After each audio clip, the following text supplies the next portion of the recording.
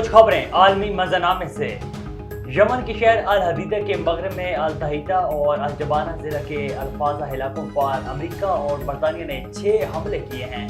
अरब media के मुताबिक हौसियों के ज़रिए इंतज़ाम टीवी चैनल ने इतला दी है कि उनका कहना है कि वो गजा की पट्टी के साथ इज़ारी यकजहती के लिए बहरा अहमद से गुजरने वाली इसराइली कंपनी की मलकियत या उनके ज़रिए इंतज़ाम या इसराइल की जानिब से सामान ले जाने वाले बहरी जहाज़ों को निशाना बना रही हैं। वाज़ेह है कि बहरा अहमद को मशरिक़ वस्ता, अफ्रीका और यूरोप के दरमियान इंटरनेट ट्रैफिक का बड़ा रास्ता शुमार किया जाता है। समुद्र के नीचे मौजूद केबल्स के जरिए 99% बैनुल-फ़रास्मी डाटा मुंतकिल किया जाता है। जुमरात को यमन में ग्रुप के सरबराह अब्दुल मालिक अल हौसी ने इसराइल से मुंसलिक बहरी जहाज़ों पर ग्रुप के हमलों में तोसी का ऐलान किया था।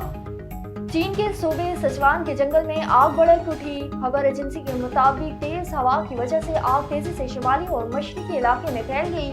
1800 अफराद पर मुश्तमिल रेस्क्यू ऑपरेशन जारी है। 3 फायरोज में से पहले जोन की आग पर काबू पा लिया गया।